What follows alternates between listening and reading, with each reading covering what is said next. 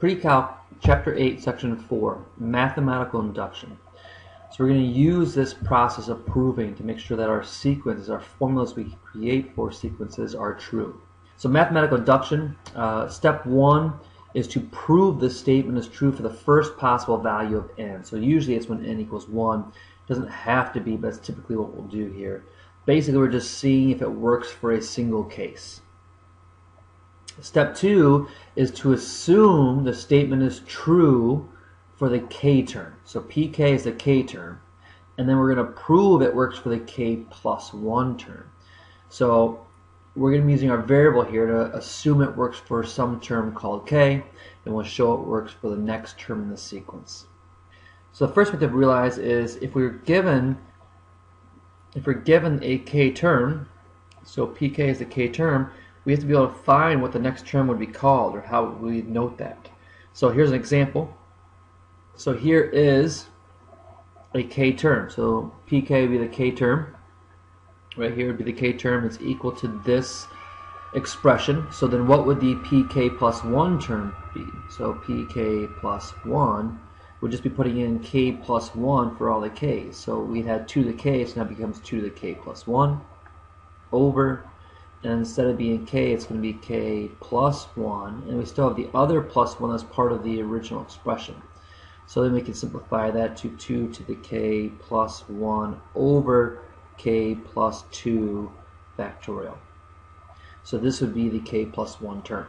So let's prove that this formula right here, n over 2 times 3n minus 1, is going to be the correct formula for the summation of this sequence. And that's the process. We have this sequence, and we have this formula for what the summation would be. Now, how do we know it's a true formula or a true equation? So when we do that, first part is to look at the different pieces. We have the different terms. So here's term 1, term 2, 3, 4, and so forth. This right here is going to be the nth term. So a to the n, or the nth term. This right here is the sum of n terms. The sum of n terms, s of n. So the notation we could use for that. The first thing we have to do is we just first show it works for n equals 1. So to do that, you just put in 1 for the an formula. So you could show that a of 1 is going to equal s of 1. So we plug 1 into this formula, we're going to get this first term here of 1. And so we really have 1 equals, and then the sum of 1 terms is plugging 1 into the formula over here, which would be 1/2 times 3 minus 1. If you do that, you get 1 equals 1, so this checks. The second part, we want to assume it works for the k term. So assume that p. Now notice how in the formula we used n, we switch it to k here just because we're proving. We're not sure if it's true or not, so we're using a different variable.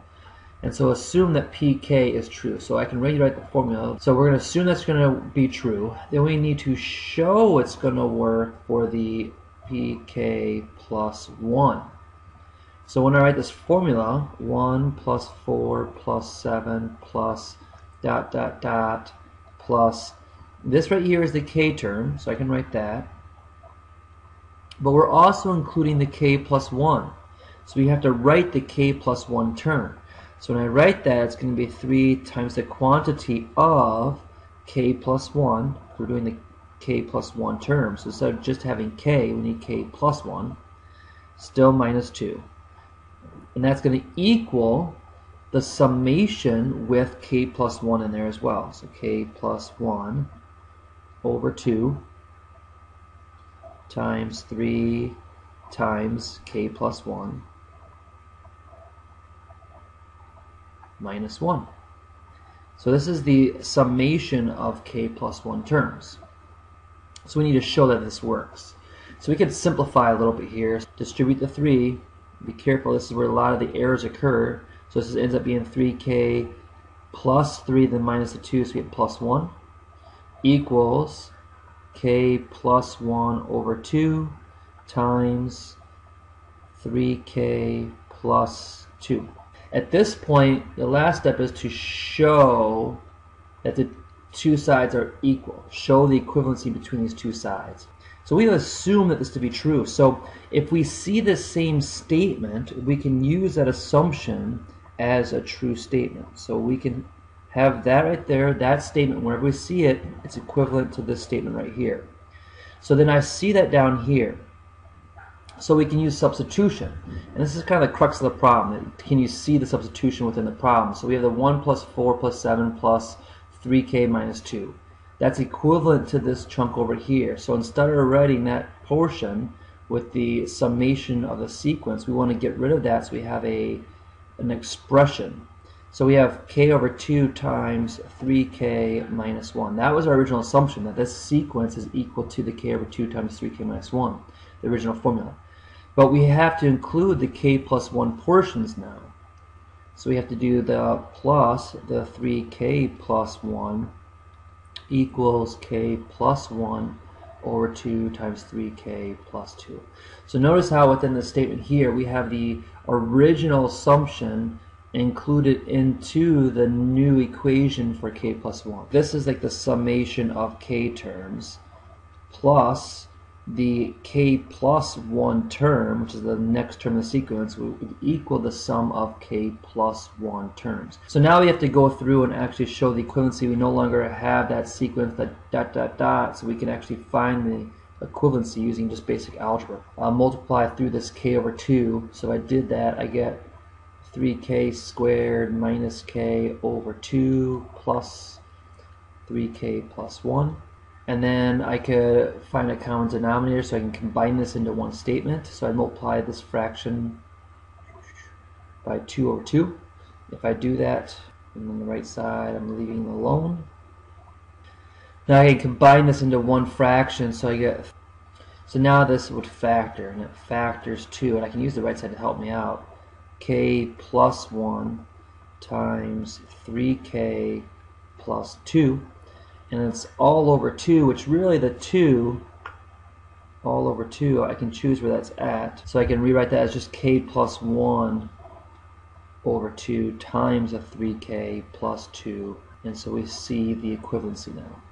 And so for mathematical induction, we typically make a statement at the end of it saying that therefore, which would be the 3 dots, which means therefore by mathematical induction, so you're stating the process you used, then 1 plus 4 plus 7, and then you're basically just restating the original problem. 3n minus 2 equals n over 2 times 3n minus 1. And this would be like the formal aspect of the problem to state your final answer. We can also have the statement in summation notation. So this is like the sum from 1 to n of I squared. And so you can rewrite that as a sequence. So I plug 1 in there. 1 squared is 1, plus 2 squared is 4, plus 3 squared is 9, plus dot dot dot plus n squared. And so this is the summation we're trying to find. So they may give you the summation notation, but you can rewrite the sequence out and they have the formula. So again, we want to show it works for n equals 1. So that's just going to be 1 because 1 squared is 1. And that should equal, if I plug 1 in for all these n values, and we get 1 equals 1, so that checks. Okay, then we want to assume that it works for the k term. So that's going to be 1 plus 4 plus 9 plus. So I'm going to change my n's to k's, and that should equal.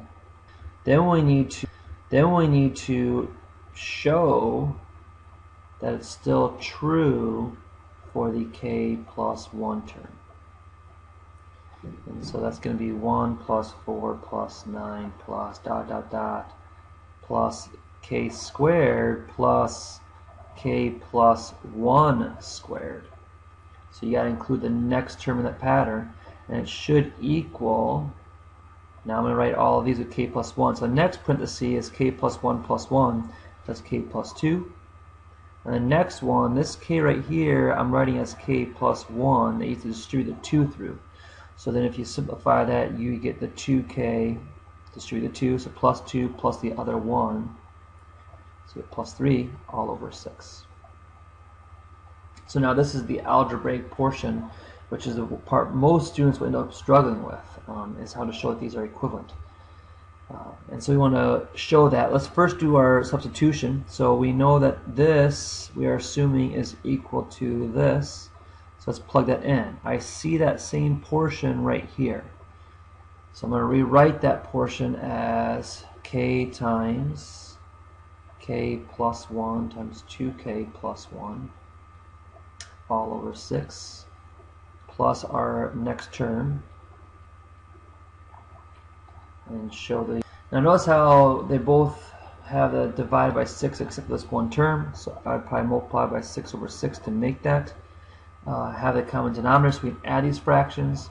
To add those fractions, we need to have them actually distributed, like simplified, and so we can make those side problems. So if you did the simplifying on the numerators, our numerators we get, and I've already done that on the side, we get 2k cubed plus 3k squared plus k all over 6 plus, and then we have to FOIL the k plus 1 squared and then distribute the 6 here, and you get 6k squared plus 12k plus 6 all over 6. So now we can actually combine like terms to have one single fraction. If you do that, you get. So this is a good spot where you can see how grouping might work. It does in this case. We have the 4 terms, and that will occur more times in this. But you'd have to go through your other techniques on how to factor that. And a good refresher from chapter 2, where you can actually take and factor out or use the calculator to find a 0, then synthetic divide by the 0. You can use the right hand side. So I have k plus 1. I would actually synthetic divide by -1 to find the portion left over, then factor that. But you end up getting the same 3 factors: k plus 1, k plus 2, and 2k plus 3 all over 6. So then these two sides check out that they are equivalent. But you would need to show the work on how you're factoring this to show the equivalency.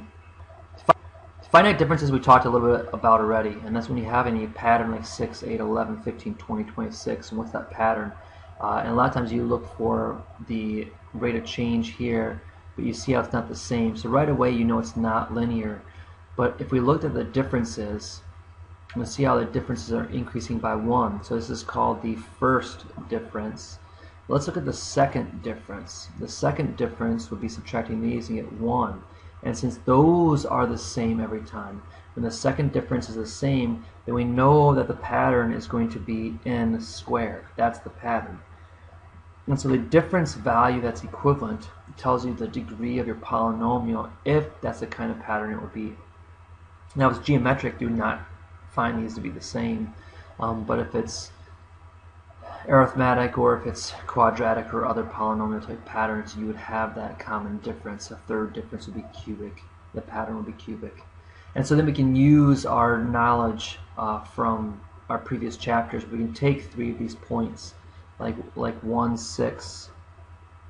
Like the point, first term has a value of 6, second term has a value of 8, third term has a value of 11. And write them in a quadratic format. So ax squared plus bx plus c equals y. We know it's that form because it's quadratic here. So I plug 1 in for x here. I'm going to have 1a plus 1b plus c equals 6. If I did it again for 2, 8, now I'm squaring this first term, so it'll be 4a plus 2b plus c is 8. And doing it for 3, I'm going to get 9 plus 3b plus c is 11. And so we could change those into the matrix form. It'll be 1, 1, 1, 6, 4, 2, 1, 8, 9, 3, 1, 11. And then you would do R, R, E, F in the calculator, and you would find your values of 1/2, 1/2, and 5. And then this is your A, your B, and your C. So when you write your final formula for this pattern, it's going to be 1/2 x squared plus 1/2 x plus 5, plugging those the values in for A, B, and C in the general equation for a quadratic. So this would be a quadratic equation for this pattern, knowing the second difference. So we're going to call it good. And